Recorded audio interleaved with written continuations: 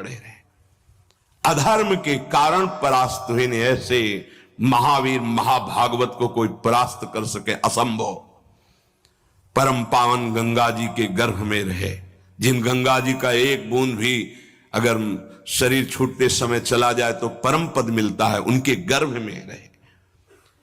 अगर अधर्म का पक्ष ले लिया गया, अधर्म हो रहा है, सभा में बैठे हैं, तो उसी समय तेज नष्ट हो जाएगा, पुण्य नष्ट हो जाएगा, पाप का भागी बनेगा, जैसे भीष्म जैसे महापुरुष को भी बनना पड़ा।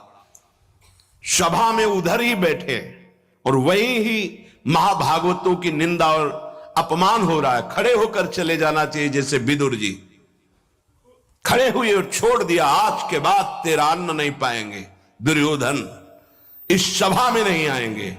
जिस सभा में धर्मात्माओं की निंदा हो, उस सभा का त्याग कर दे, एकांत फूस की झोपड़ी बनाकर रहना पसंद, भिक्षा मांग के खाना पसंद, अधर्मियों का अन्न नहीं, अधर्म सभा का सेवन नहीं। तो भगवान विदुरानी जी के घर गए थे। पर निंदा सुन श्रवण मलिन, बचाना चाहिए श्रवणेंद्रिय को। जहां किसी की निंदा हो, अब तो शौक है इस बात का, निंदा करने का और सुनने का एक व्यसन है। अपने को बड़ा अच्छा साधक मान लेना, दूसरे को हे मानकर उनकी निंदा करना, ये क्या कर रहे हो? अपने जीवन को गर्त में गिरा रहे हो। पर निंदा के किए ते आवत नहीं कछु हाथ, मूर्ख पर्वत पाप को ले चल अपने साथ। बचन दोष पर गाए, दूसरों की विषय की चर्चा करने का समय कैसे मिलता है लोगों को? नाम जप करो, अपने विषय में सोचो, तुम्हारा मंगल कैसे होगा, तुम निष्पाप कैसे होगे, तुम्हारे दुखों की निवृत्ति कैसे होगी, तुम अपने कर्तव्य का पालन कैसे करोगे, तुम्हारा धर्म क्या है, इस विषय में सोचो। दूसरों के विषय में बोलने की हमारे पास समय वृत्ति कैसे है? ना तो वृत्ति होनी चाहिए ना समय।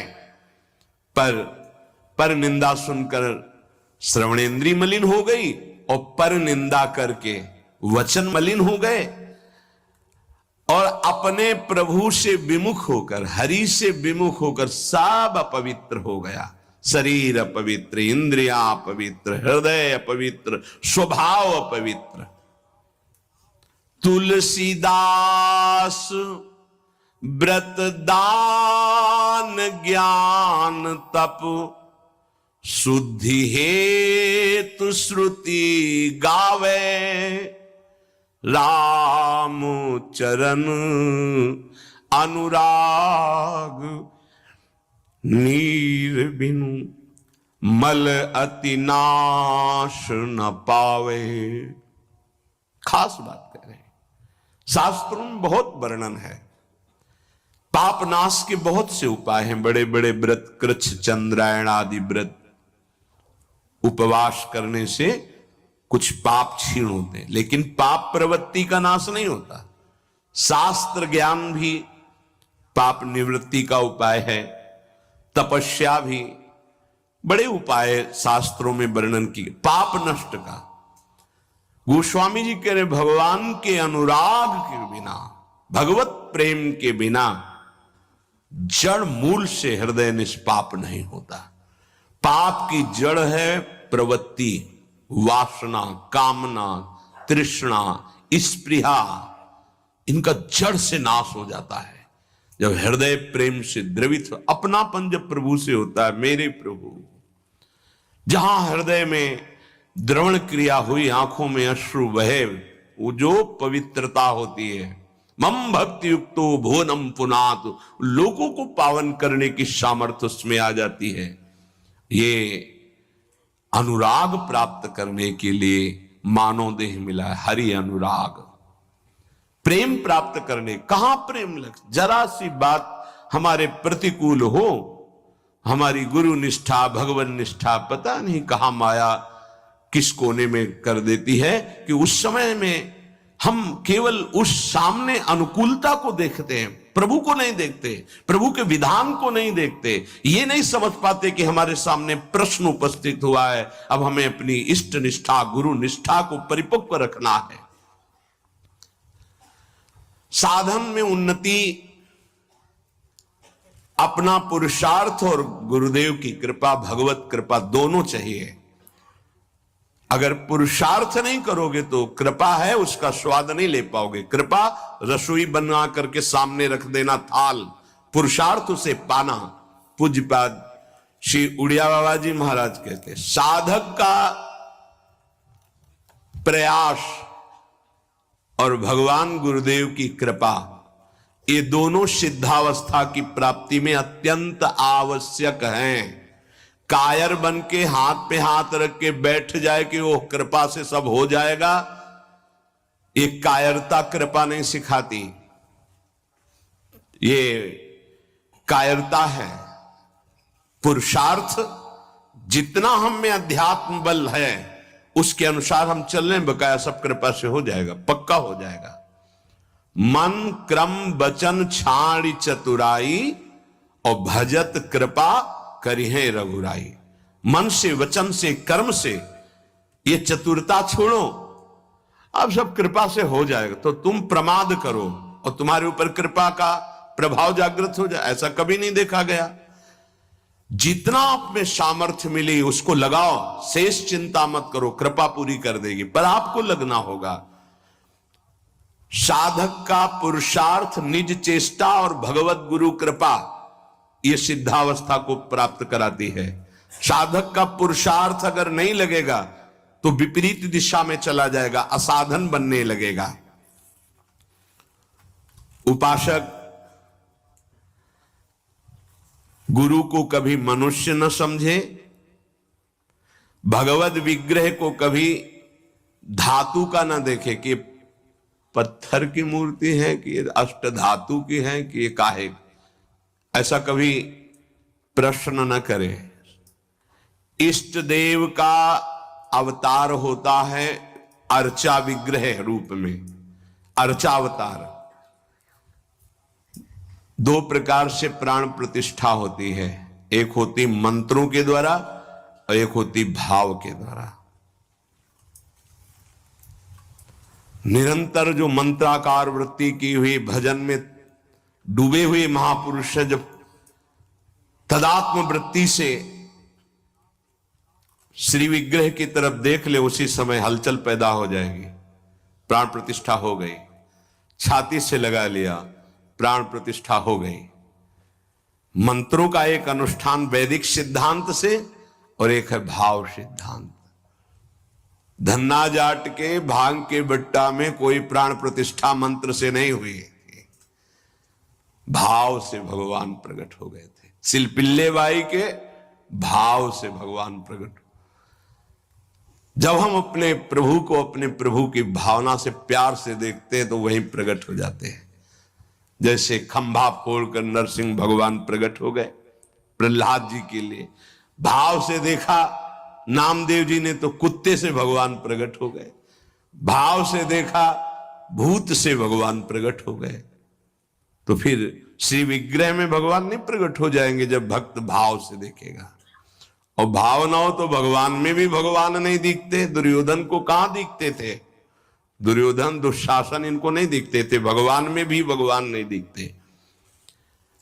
गुरु को मनुष्य समझना, भगवत विग्रह को धातु या पाषाण का समझना, गुरु मंत्र को साधारण शब्द समझना, चरणोदक को सामान्य जल मानना, भगवत प्रसाद को भोजन मानना, अन्न मानना, साधु की जाति पर दृष्टि रखना, ये उपासक को सावधानी पूर्वक त्याग कर देना चाहिए। ये उपासना के बड़े विघ्न हैं। यदि ऐसा भाव बना रहेगा तो उपासना सिद्ध नहीं होगी। कभी कभी चूक हो जाती है।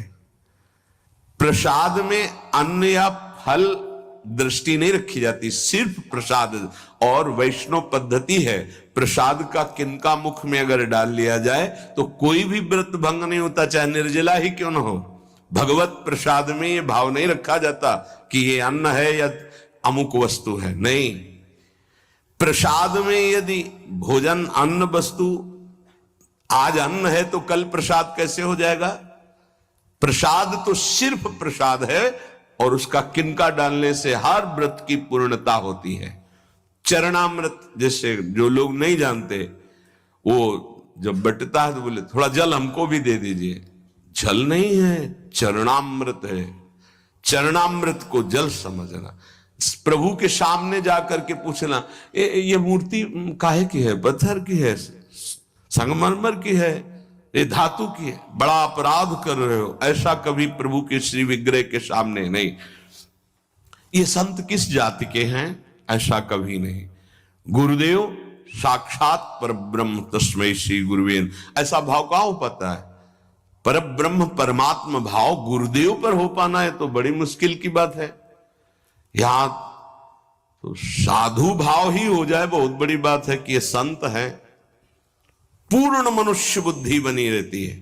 इसीलिए हमको अपने गुरुदेव में आराध्य देव नहीं दिखाते, नहीं तो गुरुदेव अपने स्वरूप को ही तो दिखाने के लिए विराजमान है।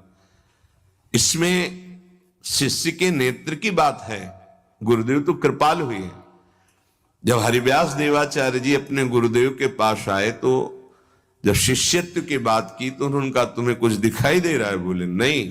जाओ 12 वर्ष गिरिराज जी की परिक्रमा। फिर आए, राधे राधे।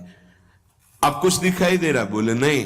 फिर जाओ 12 वर्ष, 24 वर्ष राधा राधा रटते हुए गिरिराज जी की परिक्रमा लगाई।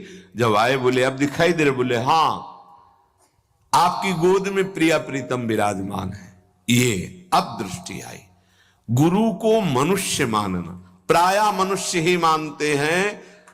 हमें लगता है कि 1000 में कोई 1-2 ऐसे होंगे जो ये भाव हो कि गुरुदेव हमारे ब्रह्म हैं। छवि या मूर्ति विराजमान करके तो पूजा सब करेंगे, लेकिन मनुष्य बुद्धि या बहुत संत बुद्धि, उसमें भी प्रश्नवाचक चिन्ह। साक्षात पर ब्रह्म कहने को तो सामने जाके बोलेंगे गुरुर ब्रह्मा गुरुर विष्णु गुरुर्देव महेश्वरः गुरु साक्षात पर ब्रह्म तस्मै श्री गुरुवे नमः। विचार करो, इसमें से एक भी माना है तुमने? गुरु को ब्रह्मा माना है या हरि माना है या शिव माना है या साक्षात पर ब्रह्म माना है? बड़ा मुश्किल है। केवल कह देना अलग, बोले होना भी तो चाहिए साक्षात पर ब्रह्म। केवल बातों से कोई पर ब्रह्म थोड़ी हो जाता है। तो पाषाण में पर ब्रह्म था क्या? वो तो अव्यक्त था, तुम्हारे भाव से व्यक्त हुआ ना। तुमने पर ब्रह्म की भावना की तो मुस्कुराता हुआ ब्रह्म प्रकट हो गया। तो गुरुदेव तो चैतन्य ब्रह्म है। आपकी भावना यदि हो जाए, कुत्ते से विट्ठल भगवान प्रकट किए तो भावना ही तो की प्रभु प्रभु सूखी मत खाओ, थोड़ा घी रोटी मिला, नाथ आपके लिए ही तो है। तो ऐसे देखो, साक्षात विट्ठल भगवान गुरुदेव में प्रभु आपका सर्वस्व, आपका प्राण मन तन सब, मैं आपकी ही तो उपासना कर रहा हूं। मुझे और कोई भगवान नहीं चाहिए, बस आपका साक्षात्कार हो, आप प्रसन्न हो जाएं, आपकी अधीनता। ऐसा कहां? ऐसा होगा तो भाव बदल जाएगा। गुरुदेव के प्रति परब्रह्म भाव हो जाए तो साधक को कुछ करना नहीं पड़ेगा, अपने आप उसके अंदर समस्त दैवी संपदा प्रकाशित हो जाएगी। परब्रह्म भाव होना बहुत कठिन है। गुरुदेव के प्रति परब्रह्म भाव हो गया तो उस भाव की सिद्धि होगी, चराचर जगत में परब्रह्म भाव हो जाएगा। क्योंकि गुरुदेव अखंड मंडलाकारम व्याप्तमेन चराचरम, तो चराचर में परब्रह्म भाव होते ही वो जीवन मुक्त हो जाएगा। बहुत कठिन बात है। इसलिए उपासक इस भाव को सिद्ध करे। गुरुदेव साक्षात परब्रह्म, भगवद विग्रह साक्षात मेरे इष्ट देव, चरणोदक अहो भाग्य जो हमें चरणामृत पीने को मिल रहा है, कोई जल नहीं, और गुरुदेव का मंत्र, ये कोई शब्द नहीं है। साक्षात इष्ट देव मिल गए, मुझे मंत्र मिल गया तो। पर ऐसी बुद्धि कहां है? पड़ा है एक कोने में हृदय में मंत्र, उसका बार बार स्मरण नहीं, बार बार दुलार प्यार नहीं मंत्र का। आप देखो मंत्र को कितना प्यार करते हैं आप। मंत्र का प्यार है बार बार स्मरण करना, दुलार करना, तो उसी का जागरण होगा। तो वही प्रिया प्रीतम निकुंज सब उसी में छुपा है। ये जो मंत्र है ना, इसमें सब कुछ छुपा है।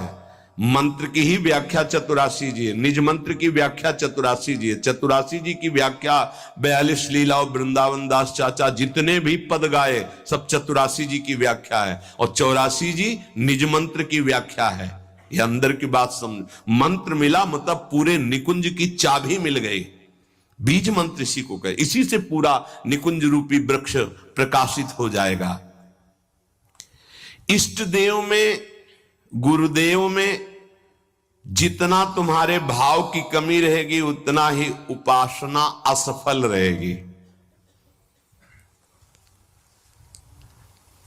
जब अपने इष्ट देव के पास कोई जाता है, जैसे यहां से कोई बोले कि बरसाने जाए, हे सुनो श्री जी को हमारी भी दंडवत कर, अहो भाग्य आपके कि आप श्री जी के दर्शन करने जा रहे, हमारी दंडवत कह देना, हमारी स्मृति, हमारी भी अर्जी लगा देना। कोई आपका है, ईर्ष्या तो नहीं होगी ना, द्वेष तो नहीं होगा, उसके प्रति जलन का भाव तो नहीं होगा कि तो श्री जी के दर्शन के लिए जा रहा है। ऐसे ही यदि हमें गुरुदेव से प्रेम है और हमें दिखाई दे रहा कि गुरुदेव इनको ज्यादा प्यार कर रहे हैं, तो हमारा उससे ज्यादा प्यार हो जाएगा। आपके हो भाग्य, कभी हमारी भी स्मृति दिला देना, गुरुदेव को ये प्रदान कर देना। गुरुदेव, उसके अंदर द्वेष तो नहीं आएगा, जलन तो नहीं आएगी। जब मनुष्य बुद्धि होगी तब जलन होने लगेगी, तब ईर्ष्या जागृत हो जाएगी।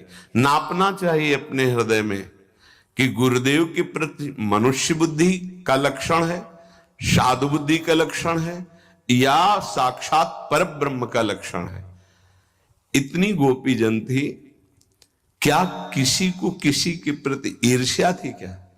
एक साथ बैठकर सब कात्यायनी की उपासना, एक साथ यमुना स्नान, एक साथ अनुष्ठान श्री कृष्ण को प्रीतम रूप में प्राप्त करने का। ऐसे सहस्त्रों उपासक, सही पूछो तो इतना भी अंतर नहीं, सबके प्रति प्रभु का समान प्यार है, गुरुदेव का, प्रभु का। पर जो जितना प्रभु मानेगा, जितना अपनापन करेगा, वो दूर रहकर भी अनुभव करेगा कि गुरुदेव का, इष्ट देव का हमारे प्रति सबसे अधिक प्यार है। यह सबको अनुभव होगा। यदि आप पवित्र हृदय से, भगवत भाव से, तो आपको यह अनुभव होगा कि देखो, देखें या ना देखें, बोले या ना बोले, मिले या ना मिले, मेरा हृदय कहता है कि गुरुदेव, इष्ट देव सबसे ज्यादा मुझे प्यार करते हैं। ये भगवत भाव में रहता है।